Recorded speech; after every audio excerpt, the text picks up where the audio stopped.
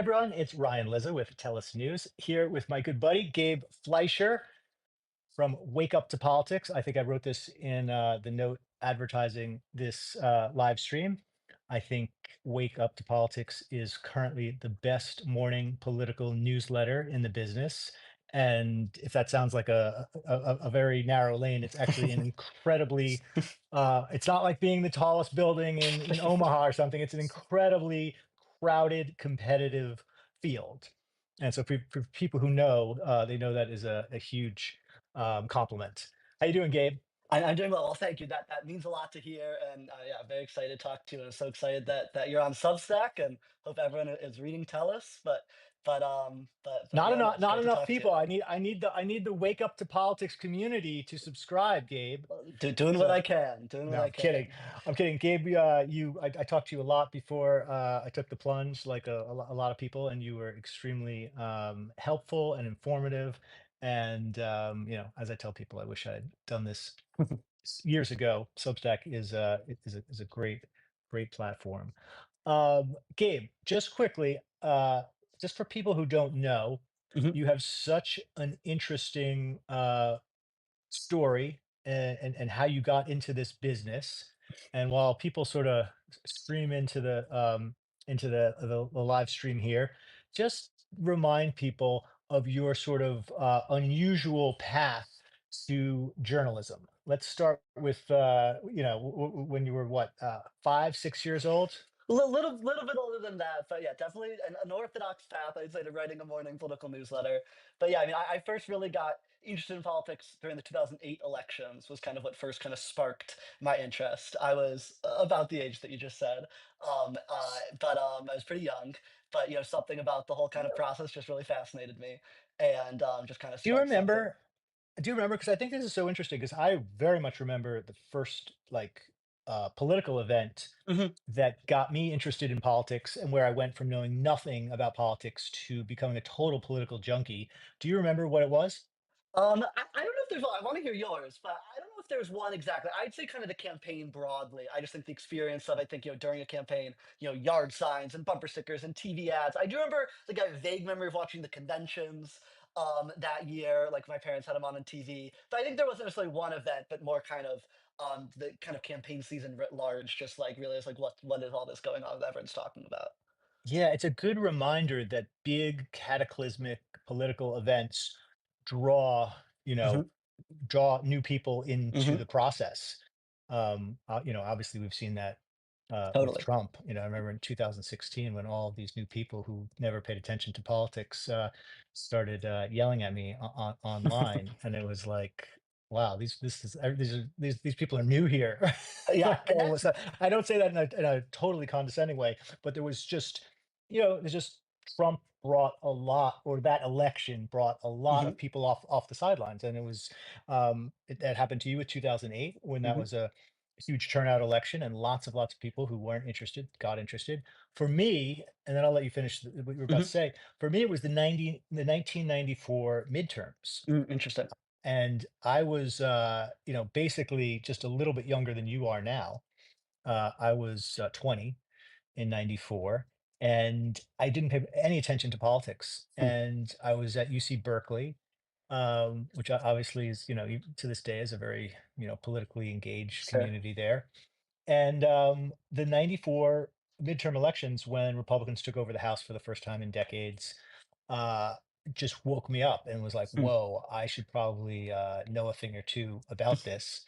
And then I, like you, when you were 10 years old, I was 20.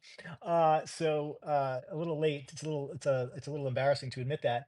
But then I just became like a Gabe Fleischer style hardcore political junkie overnight. Interesting. Interesting. I love that. Yeah. No, what I was going to say was, I think your point about the 2016 election is really correct. And I think, I mean, all three of the elections I think we're talking about, those are all big.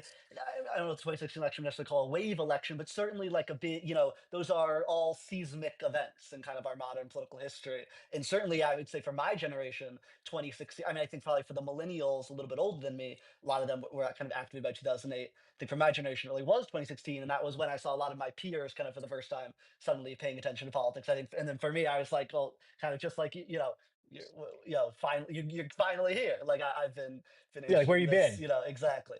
But Yeah. yeah, and so yeah, so I interested in the '08 elections, then started the newsletter a few years later with a very small audience of kind of family and friends, and it's just kind of grown and grown since then. And then you jumped to so you had the list, you had the newsletter going strong. You'd been written about in the mainstream media, and then what got you into Substack? Yeah, so I'm coming up on 1 year, I think, in a few weeks on Substack, which is exciting. Yeah, I mean, I graduated from college just this past May, which is also kind of crazy to me that that 1 year mark I think this past week. And so I graduated from college, and I was considering a lot of different paths, all kind of within journalism, and definitely thought about joining different larger publications and kind of thinking what I want that to look like. I think ultimately it was really attractive, the idea to be able to continue building. I think it was hard to imagine giving up something that I'd built for so long. So Yeah, that was really attractive to kind of stay independent, be able to keep building it. But I don't know that something would have been possible without the Substack infrastructure, which was really, I think, kind of in that moment starting to come into vogue. It had been around, I think 2017 Substack was founded, but was first kind of starting to emerge a lot of kind of big names and people I really respected trying to start them. And I think for the first time realized like, oh, like I could be in journalism, make a living, and do this, continue this newsletter by myself independently, which had previously just been, I think it'd be reductive to call it a hobby, but it wasn't something I was making money from. And I was yeah. like, oh, that's actually possible. Like that payment infrastructure exists and that kind of network exists. And so I saw Catherine Valentine in the chat a little bit ago. She's the great lead of politics here at Substack, and she's the one who recruited me over. And it's been a great year. I've loved every minute. Well, for listeners who were not listening closely, Gabe just graduated from college a year ago then. So Mhm, that's when you started it. So I mean, you're really like the first wave of young independent journalists mhm. who decided I'm not going to go to a big newsroom because I'm doing this thing on my own. And, I do wonder, you are a special case, Gabe. You started very, very young. But I do wonder how, you think in 10 years that's going to be a common path. You didn't I, do an internship. You didn't, like I all think I the think traditional things. I think it's possible. I mean, I think I am probably part of the first wave in that case. I think, but although I think you do have to note, it's Yeah. something of a second wave, and I think the first wave was really kind of the blogger era, and a Right. lot of young Right. people, and obviously a lot of people who are now so established, Matt Iglesias and Ezra Ezra Klein's of Klein, the Matt world, right? Iglesias. Yeah, Exactly. yeah, yeah. Like they kind of started there. But then pretty quickly all kind of migrated to mainstream publications because the difference being there was just no way to make money doing that at that Yes. time. And so now that's just completely changed. And I do think, I mean, one thing that was really on my mind when I started was I think, 10, 20, maybe 5 years ago, doing that right out of college and joining Substack would have been seen as such a risk. And it still was to some degree and was obviously a big leap of faith and took a lot of trust in my subscribers who I'm so grateful to. But I think the way I was thinking at this point is, I think to join one of those mainstream publications is in some ways even riskier because I mean you look at and I know plenty of people that have joined them and and obviously you look at the financial state that a lot of these outlets are in and I don't celebrate this, I mourn this, and I think it's a terrible problem we need to as a industry come up with a solution for. But all these outlets are not financially viable, a lot of young journalists are constantly being laid off, Yeah. and I think there are ways in which building an independent relationship with your audience where they know you and you know them and they're kind of paying directly for your work is in some ways can be more viable and more sustainable than joining one of these larger news outlets that are not always in the best financial shape. And so I do think more and more young people, maybe not right out of college like I am, but I Yeah. already know people who, were, not maybe graduate with me, but graduate a few years above me. And already being laid off and trying to navigate kind of the media industry. And I think maybe not right out of college, but I think that happens to you enough times. And if you're able to gather enough of an expertise in the area, I do think more and more young people are going to start looking at that as a path. I certainly know. I mean, I've spoken to a few kind of groups of student journalists, and there's definitely there's college newspapers that are looking at Substack and looking at that ecosystem. There's a lot of young journalists. I think a lot of young people who just like to write and some just trying to see what they can do with it. And I hear from young people all the time, asking for advice or just my perspective on Substack, who I think view it as a way just to kind of start and just kind of Yeah. get their sea legs and see what it's like. And then if you're able to build enough audience, it really is at this point a sustainable way to kind of continue on and make a living. You have other folks from my generation reaching out to you in a similar way that you had similar to some of the younger people? Some. I mean, I certainly hear. I mean, over the years, certainly, yeah, I hear from people. I mean, I think there's certainly a lot of people who have a lot of questions about Substack, and I think a lot of people who are very fascinated by it. And I Yeah. think I think it's obviously this constant tension. I think a lot of journalists, like, you know, I think. I think there's a lot of benefits, there's a lot of comfort in kind of larger institution, but I think there's also this attraction of kind of going independent and seeing what you can do. And I think the more and more people that they see kind of doing it so successfully, the more people I think are kind of taking a second look at it and Yeah. seeing whether they could kind of make a run of it too. Yeah, just from my own perspective, I have people almost every day, either text or call or email, and just sort of like checking in on what it's like because Yeah. they're unhappy with what they're doing. Hmm. Um, Gabe, let's your I mean, one of the important things about Substack is consistency. You have a Hmm. very consistent routine. What is your sort of promise to readers? What's your schedule? Yeah, I mean the newsletter comes out 6 days a week, and so it's 5 days free, and then one day a paid subscriber newsletter on Sunday. And that Sunday newsletter is added since I joined Substack, but it's been that Sorry, I routine just got to grab this since. guy because he's going crazy. There you go. This is Bodie. A little cameo. Yeah, I little love it. Kefio. Okay, I see if love we can it. get him to stay and be calm. Okay. This is what Substack can I- offer. This is the real yeah, deal. yeah. But yeah, and then that is my number one advice I always give people when they're joining Substack. I hear from young people all the time who are like start thinking of starting their own thing, and yeah, I think that consistency is so important. You just build to try to be part of your reader's routine. And I hear from people. I mean, it just means so much to me. People are like, they it's called Wake Up to Politics. They're like they wake up and they read their morning cup of coffee, reading my newsletter. And I mean, what it means so much to me. And I think for a lot of them, it means something to them. And I think that's a really special relationship you build. I'm going to ask a lot of Brian Lamb like questions here because I find this stuff fascinating. You're laughing at that. I don't know if our younger viewers remember who Brian Lamb was, but he used to ask very basic, almost embarrassingly basic questions. So, and he would interview like book authors, and Mhm. the joke was like he would never get to the content of the book. He would ask them like, "Do you use a typewriter or a word processor?"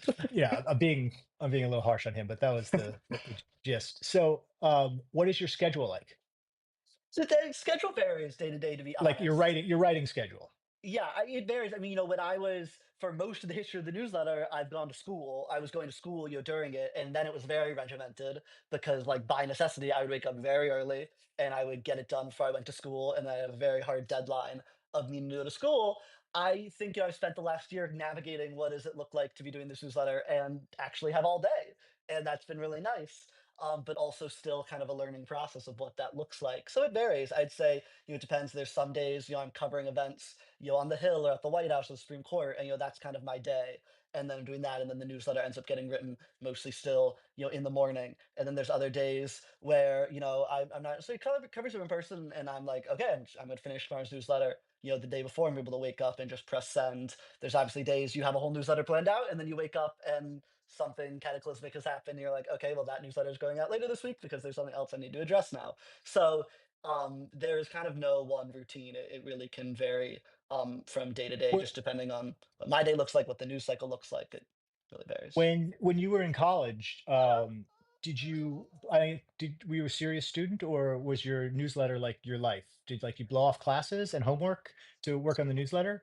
Or I I would say, I mean, I don't know, I was okay. somewhere between a serious I don't think I don't know, I was not blowing off homework or anything like that. I think I was a good student. I went to my classes. That was I mean, it was an expensive education. I like to think I got it worth, got Yeah. what was worth from it, and Your definitely your really. parents might be watching, so we better Exactly. But I really benefited from a lot of my professors and really enjoyed it. I would say, and I would say it wasn't my life. I was also very purposeful about, trying to, not let it kind of dominate my life and kind of also have a very normal college experience and social life and all that. And then I think I was able to kind of do that mostly just because, like I said, would kind of try to block out like a lot of time in the morning. and just kind of work on it then. But sometimes missing class. When I graduated Georgetown, they wrote an article, so I guess they can't have been that upset. But they wrote an article, and the headline was something like the Georgetown senior who had to miss class to cover Biden at the White House or something like that. And so I appreciate that because at least they clearly they didn't mind that much, even if I was missing class here and there. If they wrote that whole article about it, but it would happen. If there was events and things that I wanted to cover sometimes, especially journalism classes, I'd tell my journalism professors, I'm gonna go do journalism, and for the most part, they kind of understood that. Yeah, all right, let's talk about some of the stuff you've been writing recently. Last week, you were at the Supreme Court oral arguments Mhm. on the birthright citizenship Kind of, yeah, ish case. Tell us exactly. about that. Was this the first your first time at the court? It was not. It was not. Okay. I've had the fortune of covering it a few times. I think most recently I was there in January for the TikTok oral arguments. So covered a few times.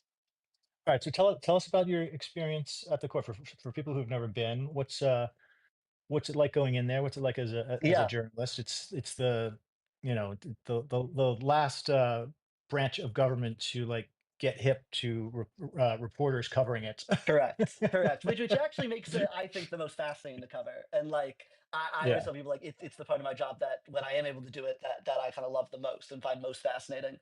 I mean, I think having covered all three branches of government, there's obviously something very special about covering like White House and Congress. But I guess there's always the knowledge at the end of the day what you're seeing is on C-SPAN, and so there's always going to be a piece of it that is just kind of publicly available, and so that kind of sets the court apart.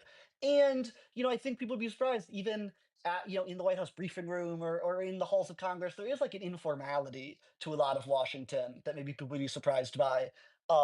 Especially in the halls of Congress. I mean, that's why, Exactly, that's why people start covering Congress and they never leave because exactly. it's It's open and casual. fun and Exactly. casual Which is and, great, you know, which makes it a fun beat to you cover. you go from covering Congress to covering the White House and it's like, oh, this is supposed to be the glamorous, cool beat, and it's Right, like, and you're just waiting around.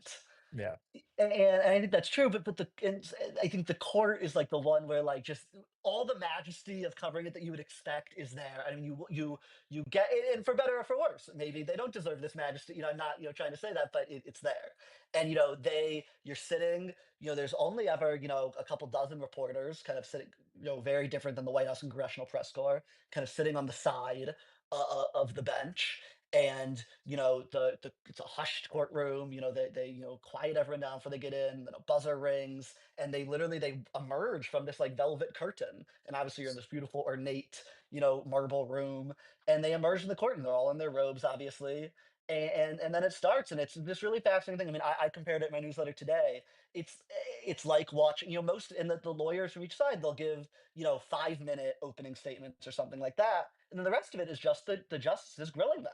And yeah. I said in my newsletter today, it's like a Socratic seminar by like the 9 best law professors in the country, quizzing 2 of the best law students in the country, and the justices ask very sharp, very interesting questions. Those fascinating hypotheticals, and it's just, if you're someone who really is interested in government and the law, it's just fascinating to just sit there and watch them. These back and forths with the lawyers, getting at these kind of big questions, but in very smart and interesting and sometimes funny ways. It's a fascinating to cover, and members of the public can go and watch, and I do encourage anyone, if they're in DC, and if, on a big case, maybe if you have the time to wait in a very long line, but on less high profile cases, can be easier to get in. I do recommend that people try because it's fascinating. What did you learn about the individual justices Mm. going to these arguments that you might not know otherwise? I mean, The what Thomas famously never asks anything, but although he's kind of that's that's changed a little bit in that's recent years. changed, yeah, which is Yeah. So interesting. did he talk? He did a little bit. Yeah. I mean, it's interesting. I would say Thomas Alito and I think Sotomayor and Jackson on the two wings are probably the justices that are the most ideologically you know just obvious, I guess, in their questioning. And so I think Thomas asked a very kind of pointed Predictable. question about the history of nationwide injunctions, very clearly trying to get the point, which he explicitly said, seems like we were fine until the 1960s without nationwide injunctions. Didn't finish that thought. Guess we don't need them now, but you can fill in the blank. And so Yeah. they're somewhat predictable. The thing that I find I'm always most interested in, and this has been true of every time. I've covered the court, and I mean, obviously, it's not televised, as we said.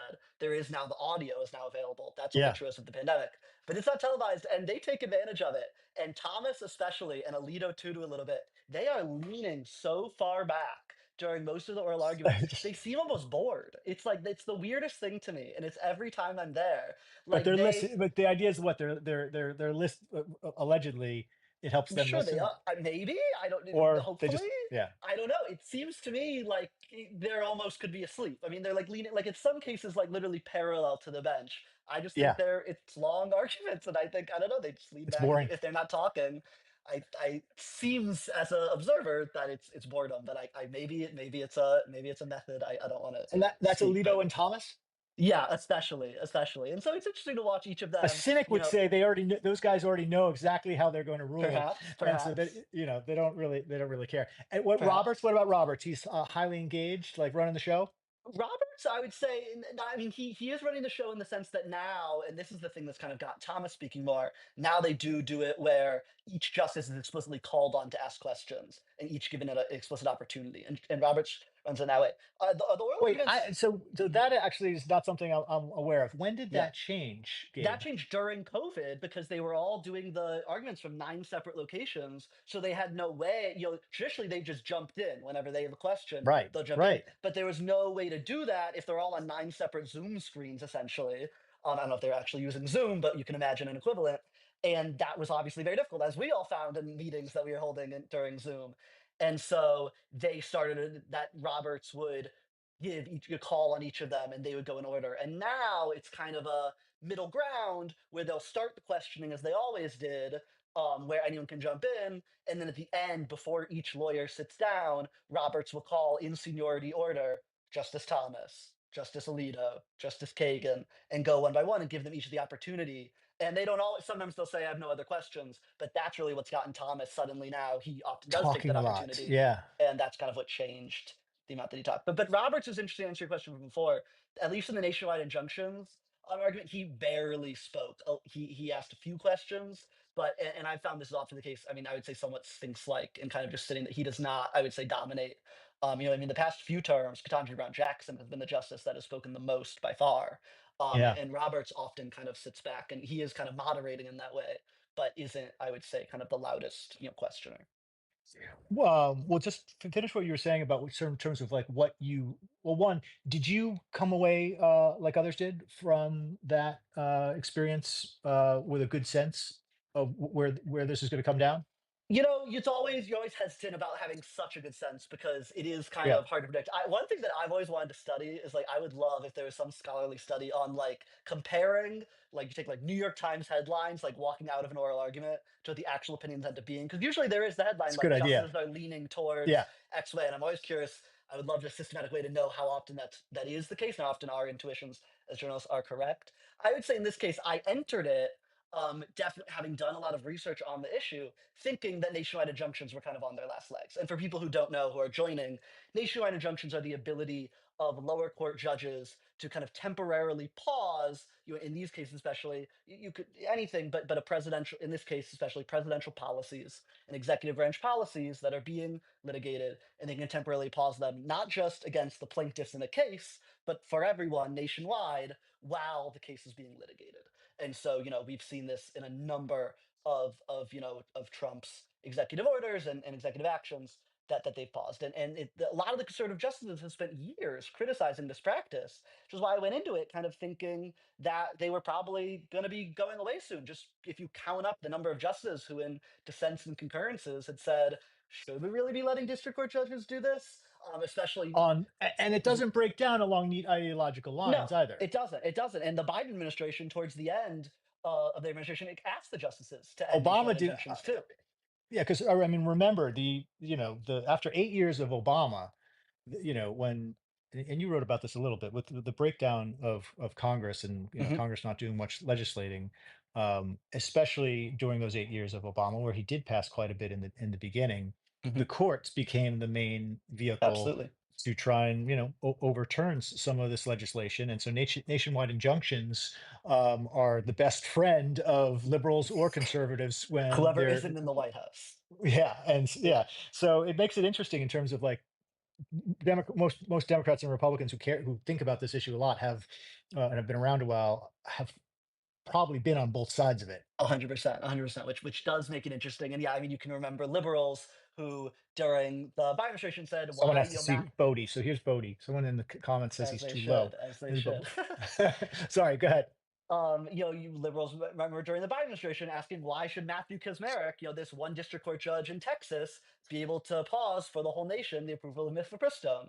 And then now, Right, obviously, some of the same right. Democrats who are very critical of that don't seem to have as much of a problem with judges who are doing that for the Trump administration. So, Is there anyways, that wait, Gabe, on this question, yep. is there any consistent liberal or conservative argument Mm. about why in the mifepristone case, it might be illegitimate, but say in in an immigration case? Well, I'd say a few things. I mean, the mifepristone case, I would put aside a little. I'm the one who brought it up, but that is a little bit of a unique case because that was one where it was revisiting a very kind of a years ago executive policy. So that is one. There's a bit of an Yeah, asterisk there with that one. I would say.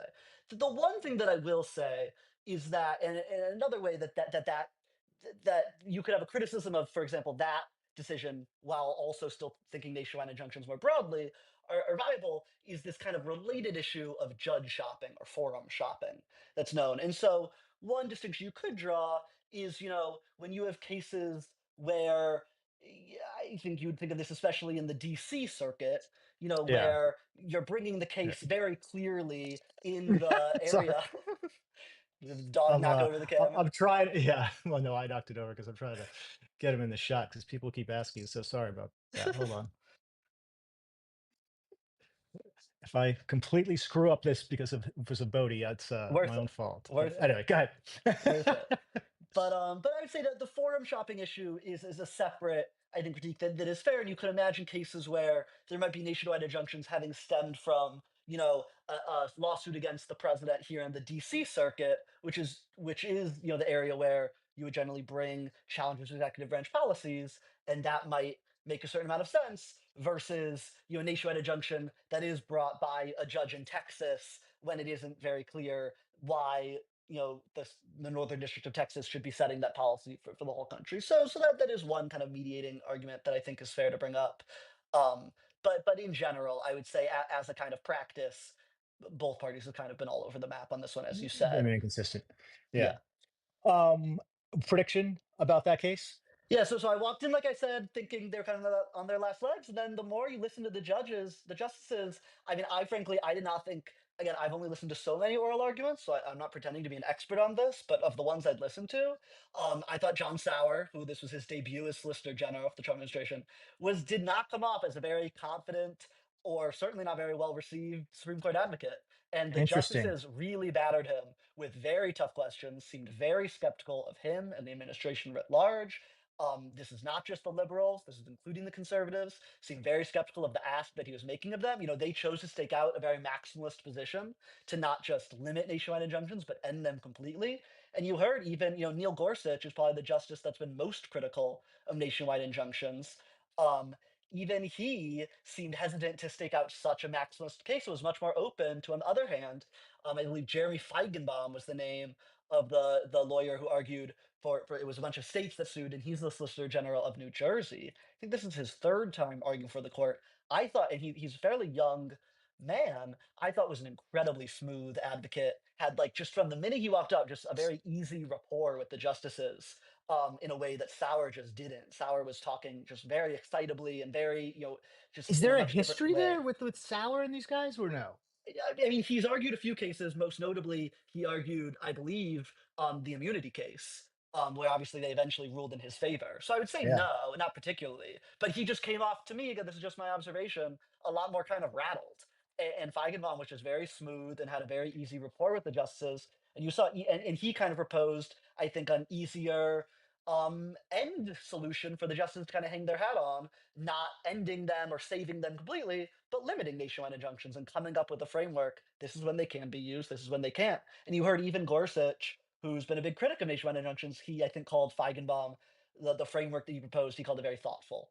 And even kind of praised it. Not necessarily a sign that they'll take Feigenbaum's framework exactly, but all this to say, it felt to me, if they are going to decide this issue at all, which I do think it is highly possible they don't even, and they kind of punt it for a different case, because I do think it's kind of an imperfect case to decide nationwide injunctions on. But if they do, that they will stake out some sort of middle ground where they preserve nationwide injunctions, but actually for the first time give district court judges, an actual set of limits of this is when they should be used, this is when they shouldn't, these are the circumstances in which it's appropriate to use them, and that's what it kind of felt like the justices were driving towards, kind of the more that they were speaking. On it. All right, good. Thank you for that rundown. That's really interesting stuff. Are you the only Substack writer going in there, or I I don't mean, think the court has a lot of like independent niche, media Yeah, I covering mean it for years.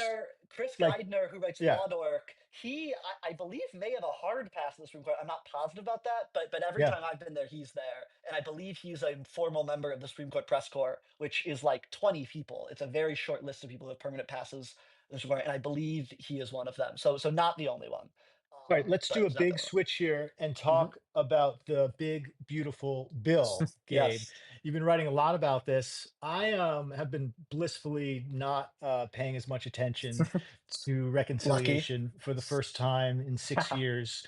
There have been periods when reconciliation just completely dominated my I'm life, sure.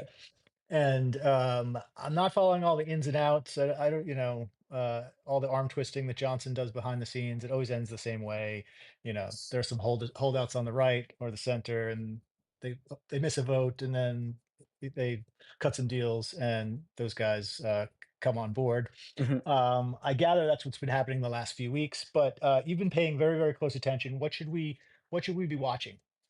I mean, we should be watching is that I think you're right. Your intuition is right to say, of all the times that Donald Trump in his presidency so far has asked House Republicans to kind of come in line and form behind a bill, they've done it. That's conservatives and moderates put whatever objections they've had aside and have Yeah. done it. In this case, you saw Donald Trump literally on the Hill this morning speaking to the House Republican conference, making a personal appeal to these members who all of whom are very devoted to him, saying, vote for this one big beautiful bill, or else. And they're not doing it yet. They've not fallen in line. Enough of them have walked out of that meeting, and only they can only afford three defections, and many more than that walked out of the meeting saying, "I love the president. I respect the president. He's my president. I'm not sold yet." So I think you're watching on the right for Yeah, but let's break the this down. yeah. What are the factions right now? Yeah, so the main factions are really on the right. You see, these are people either in or associated with the House Freedom Caucus. This is, the Chip Roys of the world. People are familiar with Chip Roy of Texas and kind of his associated band of kind of naysayers. They are very upset that there's not enough spending cuts in the bill.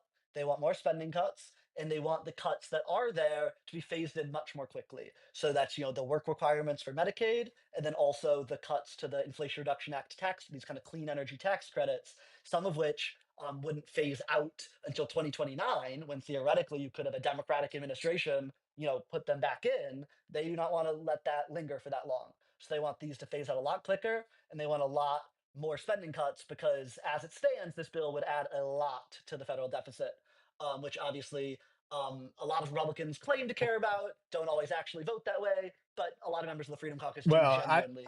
I don't know Mhm. what you're talking about there, because the White House press secretary said yesterday that Yes, she this did. bill does Yes, not she did. add to the deficit.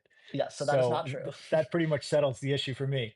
Yes, Um, and yeah. interestingly, yes, that's not true. And but what is interesting is, like, oftentimes the Trump administration, when you've seen statements like that from the press secretary, you do see most of the Republican lawmakers just accepting it, and in this case, they are not. Um, and so, but that does bring an interesting point of, Trump is kind of denying that, but they are like, no, like we can count, and we know that the math is not there. So that's on the right. Uh, And mhm. I mean, we Yep, all know that there's a sort of you push on one side of the bill and then you lose votes absolutely, on the other. absolutely. The you If you're Mike Johnson, you can't accommodate these demands. Why? He's going to lose House moderates. He's going to lose Senate Republicans. Both. Um, yeah. Both, yeah. I mean, so if you take, there's a lot of Freedom Caucus members who want, I mean, they want the Medicaid work requirements to phase in faster, but they also want, we don't have to get in the weeds here, but they want changes to what's called the FMAP, on FMAP, kind of which is the formula that the government uses. Medicaid is a federal state kind of partnership, and that's the formula that the federal government uses to decide how much it's giving to each state to kind of support Medicaid. And they want changes to that formula, to that ratio. And a lot of moderates will not go for that. And a lot of the Freedom Caucus members, not all, but almost all. I mean, Lauren Boebert, at least for a little while, was one exception, but almost all have the luxury of being in very safe. They're the squad of the right. They're in very safe Right. red seats. They don't really have to worry about 2026. Most of the moderates are, the quote unquote majority makers. They do have to worry about reelection next year, and they know that Medicaid cuts are very unpopular, including with a lot of the voters that Republicans last few years have started doing better and better among, and they know that that's just a risky third rail to be touching ahead of a midterm election. And I think there's some House Republicans that are willing to touch it because they basically have already determined that they're going to lose the midterm elections. They might as well go out and just do this now. But we're talking about the members that actually would be losing their seats, and so they're not okay with just thinking that way, and so they're very worried about their reelection. And so you have a lot of moderates who are not okay with Medicaid cuts, and then in the Senate you have a smaller caucus of which Josh Hawley is perhaps the only one and certainly the loudest one, but has also kind of drawn this red line of no Medicaid cuts. Of course, what is a Medicaid cut is a little bit in the eye of the beholder, at least right now in Washington. And usually Trump has said, that today on the Hill, he told members not to F around with Medicaid, even though they will, and they will be changing Medicaid. They say they won't be, cutting benefits. They're just cutting Right. waste, fraud, and abuse. What is a benefit cut to one person, waste, fraud, abuse to a different member can be different. We do know this bill will cause millions of people to lose their benefits. And so, will Josh Hawley, for example, who said he won't cut Medicaid benefits, will he take a bill the CBO has said will cause people to lose Medicaid benefits? Will he take that as a benefit cut if it's not explicitly saying, this number of people can't get Medicaid anymore? That's something we're going to see. So more on the moderates, Mhm. what are the remaining asks of that group besides not wanting to give in to the Freedom Caucus demands, which they might lose some of these moderate votes. What is not in the bill from their perspective that they Well, want? so the big one, and it is in the bill, but it's not in the bill as much as they want, is SALT. And this was a big issue during the 2017 tax cuts, which this package are extending. And SALT is the state and local tax deduction. That's the ability, when you're thinking of people who are in very high tax states, and these are members from New York, New Jersey, California, who there are a lot of moderate Republicans in those states in very key districts. It's the ability of taxpayers in those states to deduct their state tax bill off from their federal tax bill. And the 2017 Trump tax cuts set a cap at 10,000 for that deduction. You could only write off up to 10,000 for that deduction. I believe the current text of the bill would raise that cap to 30,000. So that's what's in the bill right now. But the SALT caucus, as they call themselves, say that's not enough. They want it to be even higher, and that's a big issue that they're fighting over right now. It was Gabe, what's going on with the Democrats from these high tax states, these suburban Democrats in New York and New Jersey, and this bill? Are there any? Is there any sense that any of them could support this if Not SALT that they is would to their support the liking? reconciliation package. I mean, Yeah. one thing that I've written about a lot is, one of the great tragedies of I think modern history is just how many, and especially the Trump era, is how many of these issues could be solved if they really wanted to in a bipartisan way, and then there's a continual decision on the part of congressional leaders not to do it that way. And the tax issue is a great one because literally in the Biden era, the House by a vote of something like with like I believe 350 votes passed a bipartisan tax bill that would have addressed some of these exact questions of extending addressing SALT and addressing some of the corporate tax cuts from the 2017 tax cuts, and they could have done it in a bipartisan way, and that would have gotten Democratic support. And I think if you had seen Democrats win the majority, you would have seen Democrats. I'm not saying they would have done it in a bipartisan way, but just to show that there's Democratic support for some of this, they wouldn't have completely done away with the Trump tax cuts, and they would have, worked with the Republican. They would have done what a lot of these blue state Republicans want on SALT. But so like there is the room for a bipartisan deal there, and there is bipartisan support for pieces of the reconciliation bill, SALT included. No tax on tips is another one. That's an issue that has bipartisan support. There's a few of them. but it's going to be packaged with enough other things that Democrats view as toxic that no Democrats will be voting for this bill. Yeah.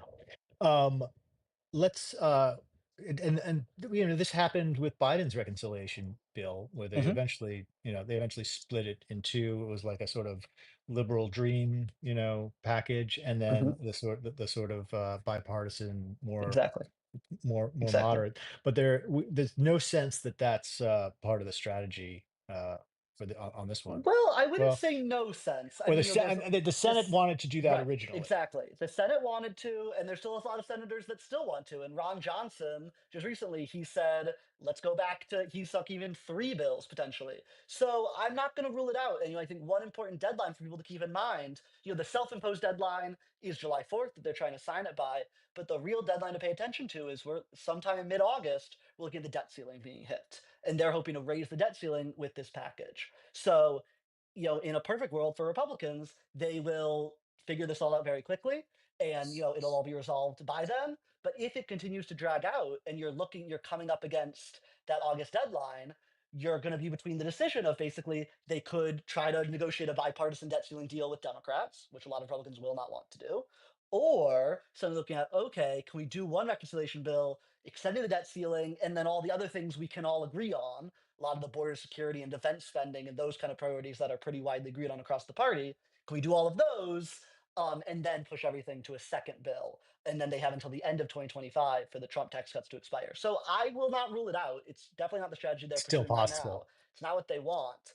But if things go poorly enough for the one big beautiful bill, you could see two big beautiful bills kind of emerge from it if they just, there's kind of two ways to look at it. Like maybe this bill is too big to fail and it has enough in it that a lot of people want that they can convince them you're not going to vote against the border security spending, so you just swallow whatever you think about salt, or it's just way too confusing of a combination and way too difficult to kind of get all these sort of pieces together and it is too big to fail and then they kind of move on to a different strategy, so it's possible.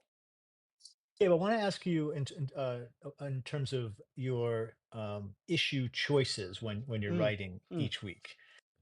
We are so lucky to be journalists in the Trump era because our cup runneth over, and That is true. That is there true. there's a lot to write about. There are a lot of like really important issues, stuff that would be the only thing we would be writing and talking about in a normal presidency.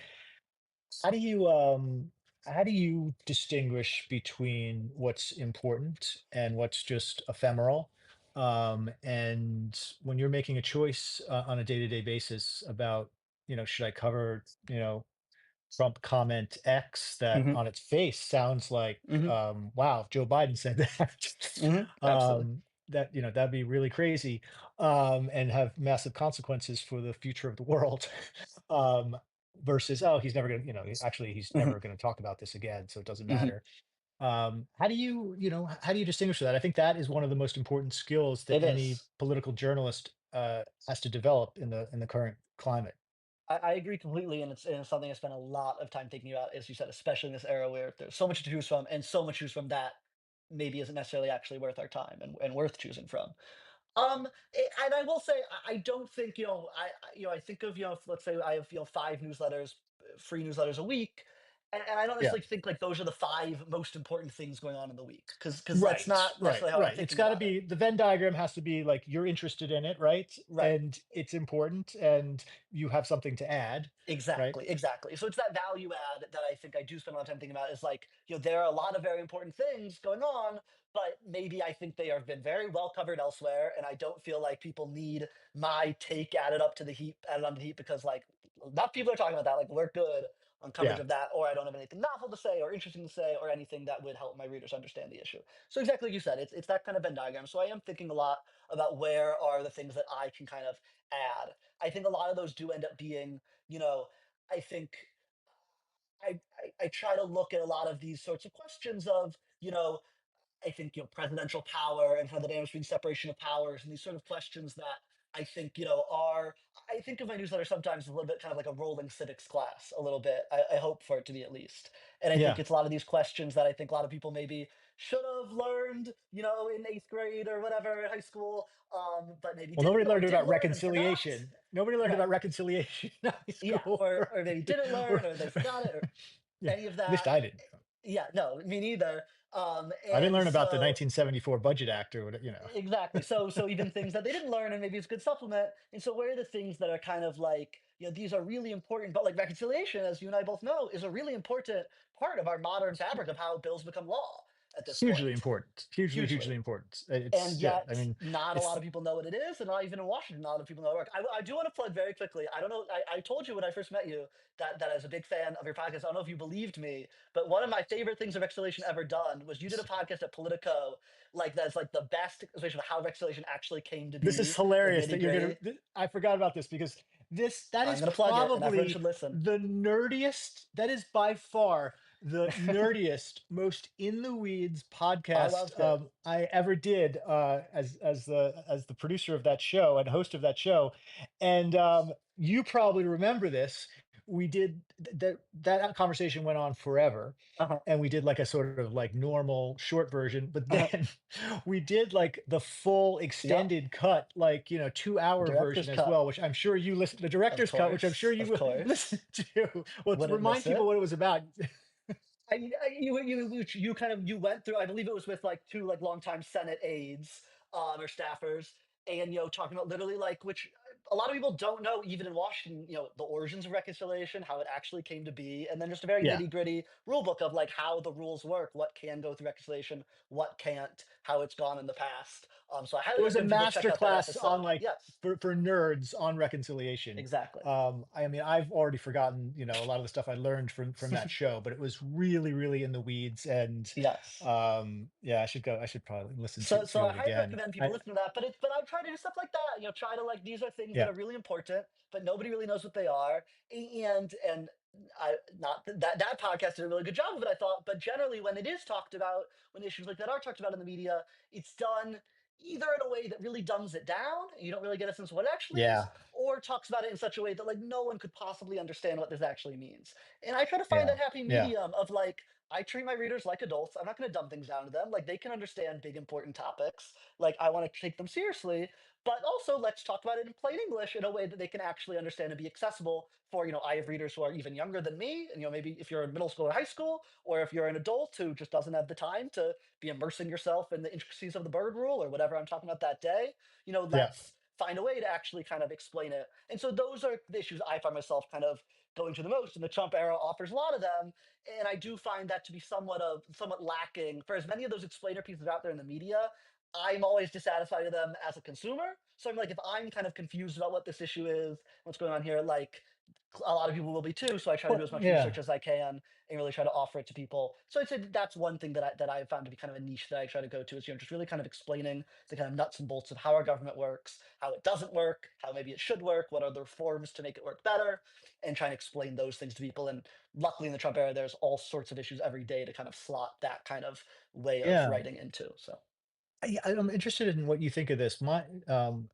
The the reason I think we find a lot of those explainers and that kind of coverage unsatisfying is that a lot of the media, a lot of the newsrooms don't quite have a clear sense of who their audience is hmm hmm because they're it's mass audience hmm publications, and I think with your Substack, you probably have a very clear sense of who your audience is, and there's a match between your interests and theirs, and so you hit that sweet spot regularly. Whereas at a place like CNN, that's got hmm a website with millions of people coming in every day, yeah. and they're not there for politics.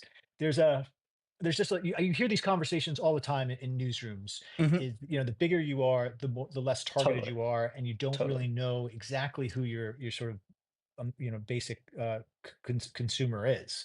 I, Um, I think that's 100% true, and I do think that's one of the great things about Substack is you can build an audience that, like you said, is kind of on your same wavelength. You get them and they get you, and it's a bit of a self-selecting group. Like if you're signing up for Week with Politics, you want to get in the weeds of reconciliation, not necessarily in like a super nerdy, impossible to understand way, but in a way like I want to understand what's going on in the world way. And so it is somewhat of a self-selecting audience. And yeah, much easier to write for 60,000 people than millions of Yeah. people, like you said, who really range. So I think that's true, and it's one of the cool things about Substack.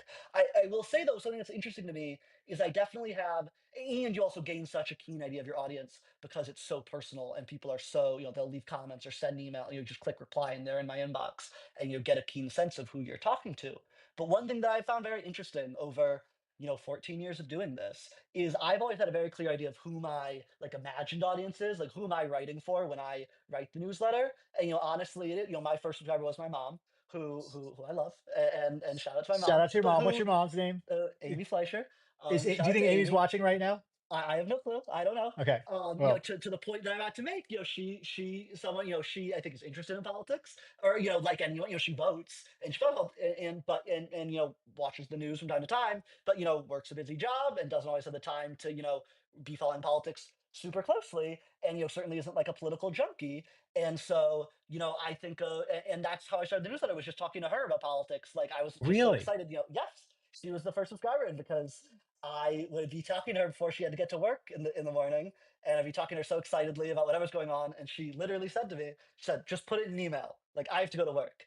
And so that's how the newsletter started. That's how it And started. so Wow. So you could have been had a newsletter about like trucks you were seeing outside or something. if that's what I If you was annoying my if you mom become about, but it obsessed with, fits, and she was just I like put it in an suppose. e But and it could so have it been was about nice. dinosaurs if you had started a few years earlier. I suppose. But yeah, so that's kind of That is a started. So I great think of story. And so I think of people like her who like want to be informed and want to know what's going on, but maybe don't have the time to be all to be reading every single article and every single newsletter. And so I try to kind of condense it for them and explain it to them. But the fascinating thing that I found, that's always been my kind of imagined audience. And then here I am, I will say a good amount of my audience, even still, are people who are here in Washington, who you would think are really in the knee deep in this, and people who are working on the Hill or working in the administration, or journalists or media executives. And there's a lot of people that, even who work professionally in politics, that I think kind of need those refreshers sometimes, and like who are working Absolutely. with this stuff, Absolutely. need the refresher. And so Because yeah. you find that, like, even though I'm always thinking of people who are not necessarily like professionally in politics, it has ended up being a formula that's also really worked for people who are, and people who you might think would know some of this stuff already, but are also really busy people who maybe are specializing in different things and don't necessarily have the time to brief themselves completely on every little thing. And so I hear from all sorts of different people, from people who say it's the one thing they read about politics each day, to people who are literally like, I'm a congressional staffer and I use this newsletter so I know how to brief my boss and on what's going on. And it's just Yeah. such a range. But I always keep the people who are kind of less engaged in politics, those are like who I'm thinking of. But then it turns out that can be helpful for like all sorts of different readers. Interesting. All right, we'll try and wrap up by 4 here, Gabe. And I just want two more things I want to talk about. Hmm. You've got you've got a locked piece up on. I'm looking at your site right now. Can we still trust the polls? Hmm. So let's talk about that. I haven't read this yet, so I Hmm. apologize. But what do you lay out in that piece, and what's the answer? Yeah, so that was a mailbag piece. It's one of the most common questions I get from readers because I'm constantly citing different polls, because I do believe, in a democracy, it's the best way, absent every 2 or 4 years, to get a sense of how voters are thinking, what their opinions are. So I'm citing them all the time, but readers are constantly like, can't we not trust the polls? Like, why are you citing the polls? Like, they get everything so wrong.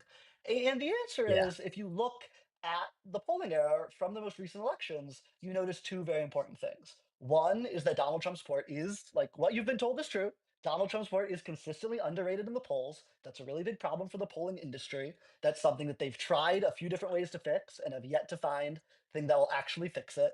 And that's absolutely true. That every presidential election that Donald Trump has run in, all three, the Democrat support has been overrated, his support has been underrated. At the Yeah. same time, if you look at an average of the polls, the, at the end of each cycle, that's a polling error of like 2, 3, 4%. And, which again, in a perfect world, there'd be polling error of zero. But this is a very large country, a very complicated country. And I think it is unrealistic to expect the polls to get things exactly right. To get within 2 or 3 points, I think, is not bad, as long as you're reading every poll and looking at every polling average with the knowledge that the polls advertise themselves not as exact measures, but Yeah. literally with a margin of error. And I think not enough people are looking at the polls thinking of that margin of error. And really, if you looked at most polls, or certainly the polling average, and said, "Oh, Harris is up one in this poll," that could either mean, with plus or minus three, that could either mean Harris is up four, or Trump is up two. That, and you'd probably end up pretty right if that's kind of the framework with which you're looking at the polls. You probably have a pretty accurate view of the election. So as long as you're looking at it with that kind of knowledge of the margin of error, the reality is that the polls are really only ever a few points off. And just that's my advice to readers, is to kind of mentally work those points in your head and know when you're looking at a poll. That's really hard to do because, like, the emotionally immediate thing to do is like, oh, Harris is up or Trump is down, whatever. But take a beat, look at that for what it is, which is Harris might be up by this much, Trump might be up by this much, and the polling error has never really exceeded that, like, typical margin of error for polls in any of Yeah. these recent elections. All right. I'm going to skip on our last question because I got to take Bodie out. 'Cause he's waking up. And one thing I I've can learned with a tell. I new can puppy tell. is you better take him out or something bad is going to happen right here. We don't want that Um, in Substack Live. and Gabe, thank you so much for doing this. I love your newsletter, and it's been great getting to know you for these last few months, and I appreciate all your advice. You're like a wise old man in a 20-year-old's body, I'll take it. I'll but take it. you're the best. Your newsletter is excellent, and let's do this again soon. I would love to. Well, vice versa. It's been great getting to know you too. As you can tell, been reading and listening to you for a long time, and so I hope all my readers who are watching, subscribe to Tellus, and it's been Insane. great talking to you. All right. Yeah, Thank you so much. Take care, awesome. everyone. Have a Thanks good for one. tuning Bye, in. bye, Bye bye, Bodie. guys. Bye. Bye bye. Say bye bye, Bodie. Say bye bye. Say bye bye. Bye, guys. Bye.